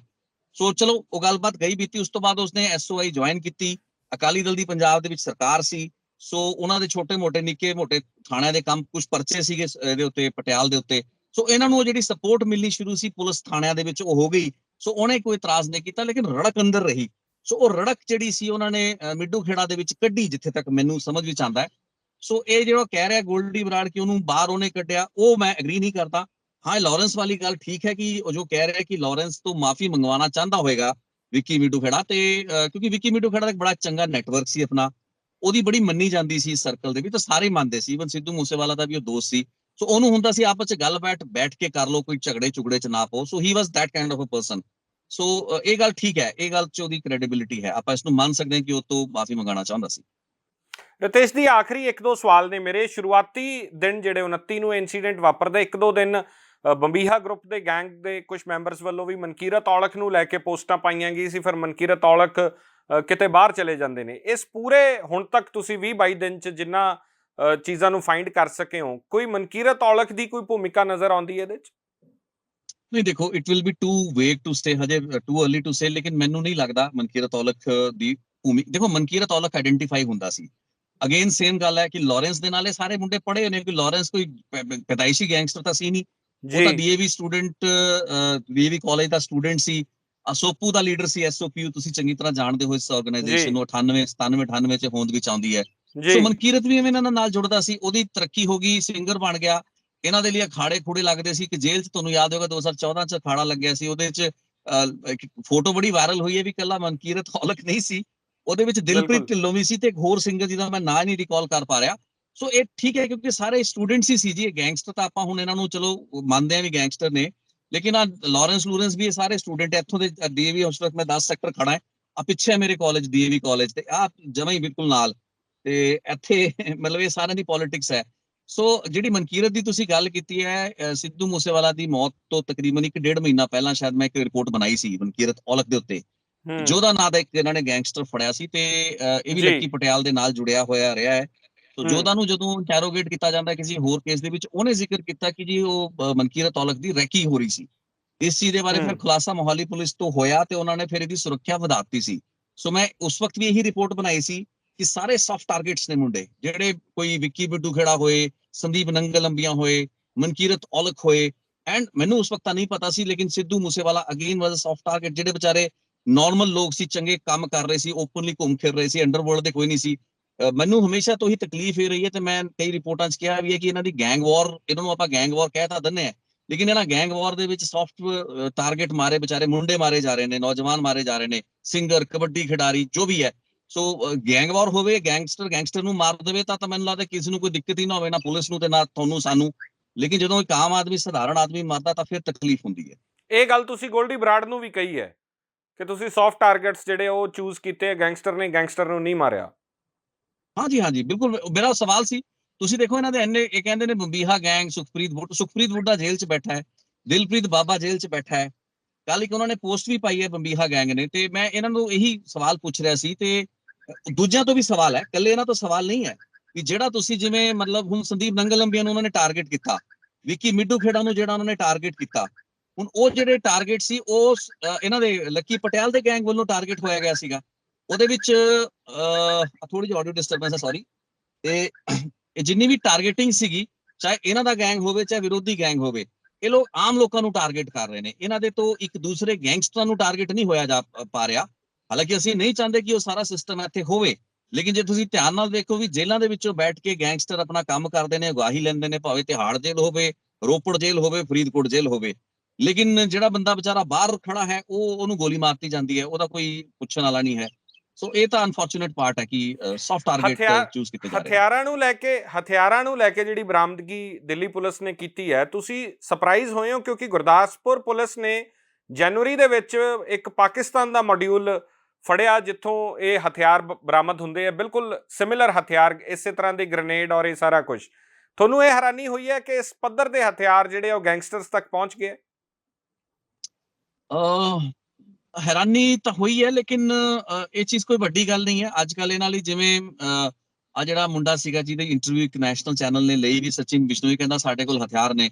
ਸੋ ਇਹਨਾਂ ਦਾ ਹੁਣ ਐਡਾ ਸਿਸਟਮ ਜੁੜ ਚੁੱਕਾ ਹੈ, ਜਿਹੜੇ ਉਹ ਲੋਕ ਨੇ ਜੋ ਕਿ ਜਿਸ ਨੂੰ ਨਾਰਕੋ ਟੈਰਰਿਜ਼ਮ ਕਿਹਾ ਜਾਂਦਾ ਹੈ, ਬੇਸਿਕਲੀ ਵੀ ਸਮਗਲਿੰਗ ਤਾਂ ਇਹਨਾਂ ਦੀ ਹੈ ਹੈਰੋਇਨ ਦੀ। ਪਾਕਿਸਤਾਨ ਤੋਂ ਇਹਨਾਂ ਨੇ ਹੈਰੋਇਨ ਸਮਗਲ ਕਰਨੀ ਹੈ, ਤੇ ਉਹਨਾਂ ਹੈਰੋਇਨ ਜੋ ਕਿ ਡਰੋਨ ਦੇ ਜ਼ਰੀਏ ਆ ਰਹੀ ਹੈ, ਪਿਛਲੇ ਸਾਲ ਤੋਂ ਲੈ ਕੇ ਆਈ ਥਿੰਕ ਅਗਸਤ ਸਤੰਬਰ 2021 ਤੋਂ ਲੈ ਕੇ ਹੁਣ ਤੱਕ 150 ਤਾਂ ਸਾਈਟਿੰਗਸ ਹੋ ਚੁੱਕੀਆਂ, 150-200 ਸਾਈਟਿੰਗਸ ਹੋ ਚੁੱਕੀਆਂ ਨੇ। ਜਿਹੜੇ ਦਿਖੇ ਨੇ ਡਰੋਨ, ਜਿਹੜੇ ਡਰੋਨ ਦਿਖ ਹੀ ਨਹੀਂ ਰਹੇ, ਉਹਨਾਂ 'ਚ ਨਸ਼ਾ ਵੀ ਆ ਰਿਹਾ ਹੈ, ਉਹਨਾਂ 'ਚ ਹਥਿਆਰ ਵੀ ਆ ਰਹੇ ਨੇ। ਆ ਹੁਣ ਤੁਸੀਂ ਕਰਨਾਲ ਦੇ ਵਿੱਚ ਜਿਹੜਾ ਆਈਡੀ ਫੜੇ ਗਏ, ਐਕਸਪਲੋਸਿਵ ਦੇਖੋ, 7.5 ਕਿਲੋ ਆਰਡੀਐਕਸ ਫੜਿਆ ਗਿਆ। ਹੁਣ ਉਹ ਆਰਡੀਐਕਸ ਡਰੋਨ ਦੇ ਜ਼ਰੀਏ ਉੱਥੇ ਲੈਂਡ ਕੀਤਾ ਮੁੰਡੇ ਦੇ ਪਿੰਡ ਦੇ ਵਿੱਚ, ਰਿੰਦੇ ਦਾ ਜਿਹੜਾ ਮੋਡਿਊਲ ਫੜਿਆ ਗਿਆ। ਸੋ ਹਥਿਆਰ ਤਾਂ ਪੰਜਾਬ ਦੇ ਵਿੱਚ ਹੀ ਪਿਛਲੇ 4 ਮਹੀਨੇ 'ਚ ਜਾਂ 5 ਮਹੀਨਿਆਂ 'ਚ, ਜਦ ਤੋਂ ਮਾਡਲ ਕੋਡ ਆਫ ਕੰਡਕਟ ਲੱਗਿਆ, ਜਾਂ ਮੈਂ ਕਹਿਦਾ ਕਿ ਜਦ ਤੋਂ ਕੈਪਟਨ ਅਮਰਿੰਦਰ ਸਿੰਘ ਹਟੇ ਨੇ, ਕਿਉਂਕਿ ਮੈਂ ਇਹ 'ਚ ਕੋਰਿਲੇਸ਼ਨ ਵੇਖਦਾ ਹੈ ਕਿ ਇੱਕ ਆਫ ਗਾਰਡ ਹੋਏ ਆ ਪੰਜਾਬ ਪੁਲਿਸ ਕਹਿ ਲਈਏ ਜਾਂ ਆਪਣੀ ਸੁਰੱਖਿਆ ਏਜੰਸੀਆਂ, ਇਲੈਕਸ਼ਨ ਮੋਡ ਦੇ ਵਿੱਚ ਸਾਰੇ ਦੇ ਸਾਰੇ ਆ ਗਏ। ਇਸ ਪਾਸਿਓਂ ਧਿਆਨ ਹਟ ਗਿਆ ਤੇ ਇਸ ਆੜ ਦੇ ਵਿੱਚ ਹਥਿਆਰ ਬਹੁਤ ਜ਼ਿਆਦਾ ਪੰਜਾਬ ਵਿੱਚ ਆਇਆ ਹੈ। ਮੈਂ ਕਈ ਰਿਪੋਰਟਾਂ ਦੇ ਵਿੱਚ ਜ਼ਿਕਰ ਕੀਤਾ ਹੈ। ਸੋ ਹਥਿਆਰ ਤਾਂ ਇੱਥੇ ਬਹੁਤ ਮਿਲ ਜਾਏਗਾ ਤੁਹਾਨੂੰ। ਨਾਲੀਆਂ ਦੇ ਵਿੱਚ ਇੱਥੇ ਹਥਿਆਰ ਦੱਬੇ ਪਏ ਨੇ, ਮੈਂ ਕਹੂੰਗਾ ਤੁਹਾਨੂੰ ਤਸਵੀਰਾਂ ਵੀ ਦਿਖਾ ਦਾਂਗੇ। ਐਂਡ ਪੁਲਿਸ ਨੂੰ ਇਸ ਚੀਜ਼ ਦੀ ਜਾਣਕਾਰੀ ਹੈ, ਪੁਲਿਸ ਕੰਮ ਕਰਦੀ ਵੀ ਰਹਿੰਦੀ ਹੈ, ਲੇਕਿਨ ਬਹੁਤ ਹਥਿਆਰ ਆ ਚੁੱਕਾ, ਅਵੇਸਲਾ ਬਣ ਰਿਹਾ ਸਾਡੇ ਏਜੰਸੀਆਂ ਦੇ ਪਾਰਟ ਤੇ ਇਹ ਇਲੈਕਸ਼ਨ ਦੇ ਵਿੱਚ ਬਹੁਤ ਜ਼ਿਆਦਾ ਨੁਕਸਾਨ ਹੋਇਆ। ਤੇ ਜੁਲਾਈ ਦੇ ਪਹਿਲੇ ਹਫਤੇ ਵਿੱਚ ਅੱਜ ਮੈਂ ਤੁਹਾਨੂੰ ਦੱਸ ਹੀ ਦਿੰਦਾ, ਇੱਕ ਬੜਾ ਵੱਡਾ ਐਕਸਪੋਜ਼ੇ ਮੈਂ ਕਰਾਂਗਾ ਇਸ ਸੰਬੰਧ ਚ। ਤੇ ਜੀ ਲੇਕਿਨ ਇਹ ਚੀਜ਼ਾਂ ਬਹੁਤ ਹੈਗੀਆਂ ਨੇ, ਯੂ ਆਰ ਰਾਈਟ ਕਿ ਇਹ ਮੈਨੂੰ ਕੋਈ ਸਰਪ੍ਰਾਈਜ਼ ਨਹੀਂ ਹੈ, ਇਹ ਹਥਿਆਰ ਪੋਸੀਬਲ ਸੀ ਇਹਨਾਂ ਕੋਲ। ਰਿਤੇਸ਼ ਜੀ, ਆਖਰੀ ਸਵਾਲ ਹੈ ਮੇਰਾ ਕਿ ਯੂਨੀਵਰਸਿਟੀ ਪੋਲਿਟਿਕਸ ਤੋਂ ਚੀਜ਼ਾਂ ਸ਼ੁਰੂ ਹੁੰਦੀਆਂ ਔਰ ਪਿਛਲੇ 10-12 ਸਾਲਾਂ 'ਚ ਬਹੁਤ ਕਹਾਣੀ ਵਿਗੜਦੀ ਹੈ। ਪਹਿਲਾਂ ਗੋਲੀ ਚੱਲੀ 90s ਦੇ ਦੌਰ 'ਚ, ਜਦੋਂ ਕਿਹਾ ਜਾਂਦਾ ਸੋਪੂ ਆਈ, ਉਦੋਂ ਗੋਲੀ ਚੱਲਣੀ ਬੜੀ ਵੱਡੀ ਗੱਲ ਹੁੰਦੀ ਸੀ ਕਿ ਯੂਨੀਵਰਸਿਟੀ ਗੋਲੀ ਚੱਲ ਗਈ। ਹੁਣ ਕਿੱਥੇ ਤੱਕ ਇਹ ਪਹੁੰਚ ਗਈ ਹੈ? ਕਿ ਸਟੂਡੈਂਟ ਪੋਲਿਟਿਕਸ ਗੈਂਗਸਟਰ ਪੈਦਾ ਕਰ ਰਹੀ ਹੈ? ਇਸ ਤੇ ਤੁਹਾਡਾ ਟੇਕ ਕੀ ਹੈ? ਨਹੀਂ, ਇਹ ਕਹਾਣੀ ਬੜੀ ਪੁਰਾਣੀ ਚੱਲਦੀ ਹੈ। ਤੁਸੀਂ 98 ਦੇ ਵਿੱਚ ਰਾਈਟਲੀ ਸੈਡ ਕਿ ਜਦੋਂ ਕੁਲਜੀਤ ਨਾਗਰਾ ਉਹਨਾਂ ਦਾ ਝਗੜਾ ਹੋਇਆ ਸੀ ਤੇ ਗੋਲੀ ਚੱਲੀ ਸੀ ਉਹਨਾਂ ਵੱਲੋਂ, ਹਨਾ, ਜੀ ਕੁਲਜੀਤ ਨਾਗਰਾ ਸੀ ਤੇ ਇੱਕ ਪਾਸੇ ਬਿਲਕੁਲ। ਕਿ ਕੁਲਜੀਤ ਨਾਗਰਾ ਇੱਕ ਸਵਾ ਦਹਾਕੇ ਤੱਕ, ਲਗਭਗ 13-14 ਸਾਲ ਤੱਕ ਪੰਜਾਬ ਯੂਨੀਵਰਸਿਟੀ ਦੇ ਸਟੂਡੈਂਟ ਯੂਨੀਅਨ ਦੇ, ਕਿਉਂਕਿ ਇਲੈਕਸ਼ਨ ਤਾਂ ਬੈਨ ਸੀ 97-98 ਤੋਂ ਬਾਅਦ ਬਿਲਕੁਲ ਇਲੈਕਸ਼ਨ ਡਾਇਰੈਕਟ ਸ਼ੁਰੂ ਹੋਇਆ, ਲੇਕਿਨ ਯੂਨੀਅਨ ਇਹ ਤੁਰੇ ਆ ਰਹੀ ਸੀ। ਤੇ ਉਹ 97-98 ਜਿਹੜੀ ਗੋਲੀ ਚੱਲਦੀ ਹੈ, ਉਸ ਤੋਂ ਪਹਿਲਾਂ ਤੁਸੀਂ ਥੋੜਾ ਪਿੱਛੇ ਜਾਓ 80s ਦੇ ਵਿੱਚ, ਅਰਲੀ 80s ਦੇ ਵਿੱਚ ਜਦੋਂ ਝਗੜਾ ਹੁੰਦਾ ਸੀ ਤੇ ਪੰਜਾਬ ਯੂਨੀਵਰਸਿਟੀ ਦੇ ਕੈਂਪਸ ਦੇ ਵਿੱਚ ਖੜਕੂਵਾਦੀ ਲਹਿਰ ਤਾਂ ਨਹੀਂ ਆ ਪਾਈ, ਲੇਕਿਨ ਇੱਥੇ ਸੰਦੀਪ ਪਾਊ ਹੋ ਗਏ, ਜਿਹੜਾ ਇੱਕ ਚੀਮਾ ਗਰੁੱਪ ਹੁੰਦਾ ਸੀ, ਇੱਕ ਮੱਖਣ ਹੁੰਦਾ ਸੀਗਾ, ਜਿਹੜਾ ਮੁੰਡਾ ਸੀ ਮੱਖਣ ਵਿਰਕ, ਕੁਰੂਕਸ਼ੇਤਰ ਦਾ ਸੀ। ਸਭ ਤੋਂ ਪਹਿਲਾਂ ਜਿਹੜਾ ਕਤਲ ਸੀ ਉਹ ਮੱਖਣ ਵਿਰਕ ਦਾ ਮਰਡਰ ਕੇਸ ਸੀ। ਮੈਂ ਆਪਣੀ ਚੈਨਲ ਦੇ ਉੱਤੇ ਕਈ ਐਕਸਹੌਸਟਿਵ ਰਿਪੋਰਟਸ ਬਣਾਈਆਂ ਨੇ। ਸੋ ਮੱਖਣ ਗਰੁੱਪ ਨੂੰ ਜਾਂ ਮੱਖਣ ਨੂੰ ਟਾਰਗੇਟ ਕੀਤਾ ਜਾਂਦਾ, ਚੰਡੀਗੜ੍ਹ ਦੇ ਸੈਕਟਰ 15 ਦੇ ਬਾਹਰ ਉਹਨੂੰ ਗੋਲੀਆਂ ਮਾਰੀਆਂ ਜਾਂਦੀਆਂ ਨੇ। ਲੇਕਿਨ ਉਹ ਇੱਕ ਵੱਖਰੇ ਕਿਸਮ ਦੀ ਪੋਲਿਟਿਕ, ਉਹ ਤੋਂ ਬਾਅਦ ਉਹ ਚੰਗੇ ਘਰਾਂ ਦੇ ਮੁੰਡੇ ਕਹਿ ਲਓ ਜਾਂ ਅਮੀਰ ਘਰਾਂ ਦੇ ਸਾਰੇ ਰੱਜੇ ਪੁੱਜੇ ਜਿਵੇਂ ਕਹਿੰਦੇ ਘਰਾਂ ਦੇ ਮੁੰਡੇ ਸੀ, ਉਹ ਬਦਮਾਸ਼ੀ ਕਰਦੇ ਸੀ, ਗੈਂਗਸਟਰਿਜ਼ਮ ਵੱਲ ਜਾਂ ਆਰਗੇਨਾਈਜ਼ਡ ਕ੍ਰਾਈਮ ਵੱਲ ਨਹੀਂ ਜਾਂਦੇ ਸੀ। ਲੇਕਿਨ ਆ ਜਿਹੜਾ 2000 ਮਿਡ 2000 ਤੋਂ ਬਾਅਦ ਦਾ ਟ੍ਰੈਂਡ ਹੈ, ਜਿਸ ਦੇ ਵਿੱਚ ਡੀਏਵੀ ਕਾਲਜ ਜਾਂ ਫਿਰ ਪੰਜਾਬ ਯੂਨੀਵਰਸਿਟੀ ਦੇ ਜਿਹੜੇ ਝਗੜੇ, ਖਾਸ ਕਰਕੇ ਜਿਹੜਾ ਲਾਰੈਂਸ ਹੋਣਾ ਦਾ, ਇਸ ਤੋਂ ਪਹਿਲਾਂ ਦੇ 2-3 ਸਾਲ ਲਾਰੈਂਸ ਤੇ ਇਸ ਤੋਂ ਬਾਅਦ ਦੇ 2-3 ਸਾਲ, ਇਹ ਮੈਨੂੰ ਲੱਗਦਾ ਵੀ 10 ਸਾਲਾਂ ਦੇ ਵਿੱਚ ਐਸੇ ਗੈਂਗਸਟਰ ਇੱਥੋਂ ਨਿਕਲੇ, ਸਟੂਡੈਂਟ ਲੀਡਰ ਸੀ ਜਿਹੜੇ ਬਣੇ ਗੈਂਗਸਟਰ। ਤੇ ਉਹਦੇ ਵਿੱਚ ਸ਼ੁਰੂਆਤੀ ਸਟੇਜ ਦੇ ਵਿੱਚ ਪੁਲਿਸ ਦਾ ਵੀ ਥੋੜਾ ਰੋਲ ਅੱਛਾ ਨਹੀਂ ਰਿਹਾ। ਮੈਂ ਮੰਨਦਾ ਵੀ ਲੜਾਈ ਝਗੜੇ ਮੁੰਡਿਆਂ ਦੇ ਹੋ ਜਾਂਦੇ ਨੇ, ਲੇਕਿਨ ਉਹ ਜਿਵੇਂ ਹੁੰਦਾ ਵੀ ਪੁਲਿਸ ਨੇ ਆਪਣੀ ਕਾਰਵਾਈ ਪਾਣੀ ਹੁੰਦੀ ਹੈ, ਥੋੜੀ ਸਖਤੀ ਜ਼ਿਆਦਾ ਹੋਈ। ਇਹ ਮੁੰਡਿਆਂ ਨੂੰ ਵੀ ਕੋਈ ਗਾਈਡ ਕਰਨ ਵਾਲਾ ਨਹੀਂ ਸੀ, ਇਹ ਅੰਦਰ ਵੜਦੇ ਅੱਜ ਐਡੇ ਵੱਡੇ ਨਾਂ ਨੇ। ਉਹਨਾਂ ਦੇਖੋ ਲੱਕੀ ਪਟਿਆਲ ਮੇਰਾ ਗੁਆਂਢ ਦੇ ਵਿੱਚ ਖੁੱਡੇ ਲਾਹੌਰੇ ਦਾ ਹੈ, ਲਾਰੈਂਸ ਬਿਸ਼ਨੋਈ ਆਪਾਂ ਸਾਰਾ ਦਤਾਰਾਂ ਵਾਲੀ ਪਿੰਡ ਦਾ ਜਾਣਦੇ, ਚੰਡੀਗੜ੍ਹ ਦਾ ਪੜਿਆ ਹੋਇਆ ਜੰਪਾਲ ਹੈ, ਗੋਲਡੀ ਬਰਾੜ ਹੈ, ਇਹ ਸਾਰੇ ਚੰਡੀਗੜ੍ਹ ਪੜ੍ਹੇ ਹੋਏ ਨੇ। ਜਿੰਨੇ ਵੱਡੇ ਗੈਂਗਸਟਰਾਂ ਦੇ ਨਾਂ ਅੱਜ ਆਪਾਂ ਸੁਣਦੇ ਹਾਂ, ਐਕਸੈਪਟ ਫॉर ਮੇਬੀ ਰਿੰਦਾ ਜਾਂ ਇੱਕ ਦੋ ਜਿਹੜੇ ਹੋਰ ਨੇ, ਇਹ ਸਾਰੇ ਮੁੰਡਿਆਂ ਦਾ ਇੱਕ ਹੀ ਕਨੈਕਸ਼ਨ ਹੈ ਵੀ ਪੰਜਾਬ ਯੂਨੀਵਰਸਿਟੀ ਡੀਏਵੀ ਕਾਲਜ ਦਾ ਸਰਕਟ। ਸੋ ਕਈ ਵਾਰ ਹੈਰਾਨੀ ਹੁੰਦੀ ਹੈ ਵੀ ਮਤਲਬ ਇਹਨਾਂ ਕਾਲਜਾਂ ਯੂਨੀਵਰਸਿਟੀਆਂ ਨੇ ਬੜੇ ਚੰਗੇ ਅਫਸਰ ਵੀ ਪੈਦਾ ਕੀਤੇ ਨੇ, ਬਿਊਰੋਕਰੈਟਸ ਵੀ ਪੈਦਾ ਕੀਤੇ ਨੇ, ਜੱਜਿਸ ਤੱਕ ਬਣੇ ਹੋਣਗੇ ਲੋਕ, ਲੇਕਿਨ ਅਨਫੋਰਚੂਨੇਟਲੀ ਇਹਨਾਂ ਗੈਂਗਸਟਰਾਂ ਦੇ ਕਾਰਨ ਬਦਨਾਮੀ ਦਾ ਵੀ ਸਾਹਮਣਾ ਅੱਜ ਚੰਡੀਗੜ੍ਹ ਨੂੰ ਵੀ ਕਰਨਾ ਪੈ ਰਿਹਾ। ਸੋ ਇੱਕ ਮੰਦਭਾਗਾ ਟ੍ਰੈਂਡ ਹੈ। ਹਾਂ, ਇਹ ਗੱਲ ਠੀਕ ਹੈ ਤੁਹਾਡੀ ਕਿ ਸਟੂਡੈਂਟ ਪੋਲਿਟਿਕਸ ਲਈ ਅਸੀਂ ਮੈਚੁਰ ਨਹੀਂ ਹੋਏ ਆ।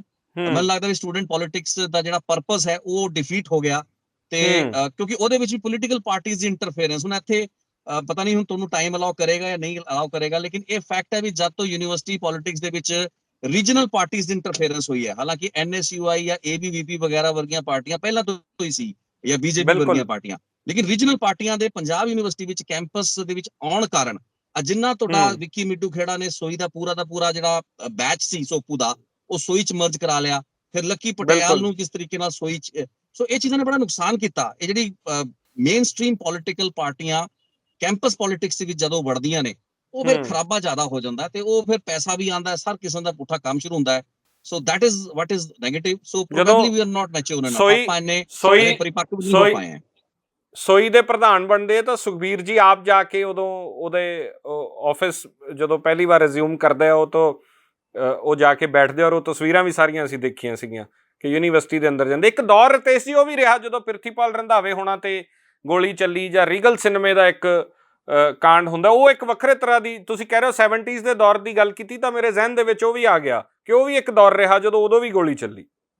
ਬਿਲਕੁਲ, ਉਦੋਂ ਗੋਲੀਆਂ ਚੱਲੀਆਂ, ਗੋਲੀਆਂ ਇੱਥੇ ਤੁਸੀਂ ਮੰਨੋਗੇ ਨਹੀਂ, ਪੰਜਾਬ ਯੂਨੀਵਰਸਿਟੀ ਕੈਂਪਸ ਤੇ ਸਟੇਨ ਗਨਾਂ ਲੈ ਕੇ ਸੰਦੀਪ ਪਾਊ ਵਗੈਰਾ ਜਾਂ ਇਹੋ ਜਿਹੇ ਬੰਦੇ ਹੁੰਦੇ ਸੀ। ਡਿੰਪੀ ਚੰਦਪਾਨ, ਹੁਣ ਡਿੰਪੀ ਚੰਦਪਾਨ ਤਾਂ ਇੱਥੋਂ ਨਹੀਂ ਸੀ ਚੰਡੀਗੜ੍ਹ ਤੋਂ, ਨਾ ਹੀ ਸੰਦੀਪ ਪਾਊ ਸੀ, ਚੀਮਾ ਸੀਗਾ ਇੱਥੇ ਦੇ ਸਟੂਡੈਂਟ ਸੀ।